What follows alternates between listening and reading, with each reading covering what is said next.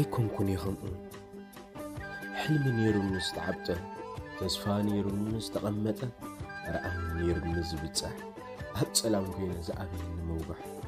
ሕጉሱ ደይመስል ክስሕቕ ምውዓለ ኩሉ ግዜ ጨርቃ ልምበር ጭንቂ ዘይብለይ ኣበይ እሞ እንተዝኸውን ከምቲ ትብሉኒ ጨካን ከኣሉ ኩሉ ንብዓት ዘይመፀኒ ኣበይ ከምቲ ምሳኹም ተኣኪበ ዝስሕቕ ዝውዕሉ ከምቲ ኣፈይ ከይከደንኩ ዝዕልሎ ከምኡ እንተዝኸውን ዕሾው ዝበለ ፍራሕ ሓሳብ ዘይብሉ ፍጹም ዘይበሰለ ኣበይ እሞ ከምኡ እንተዝኸውን ግን ኣይኮንኩን ብዙሕ ጸሪ ዘለኒ ብዝባኒ ሕምስ እየ ዝብል ኣብ ጽምዋ ቤኒ ስደት ከማ ነረኻኽበለይ ብግድዩ እንታይ ገድፈለይ ንብዓት ይወድዩ እምበር ከምቲ ምሳኹም ስሕቕ ውዒለ ዝሓድሮ ነቲ ናይ ምሰል ህይወተይ እንተዝነብሮ ኣበይ እሞ እንተዝኾነለይ ከምኡ የዒንተይ ዳ መዓስ ሕጂ ምነብሮ ግን በቃ ነገር ሰብ ግዲ ኮይኑ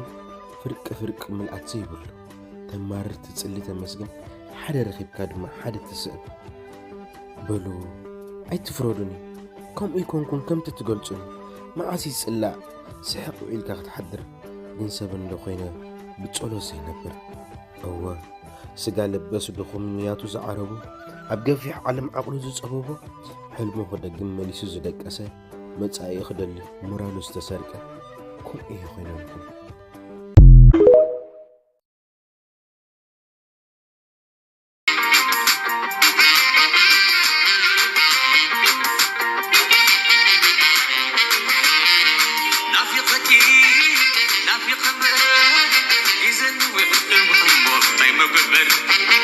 نافقتي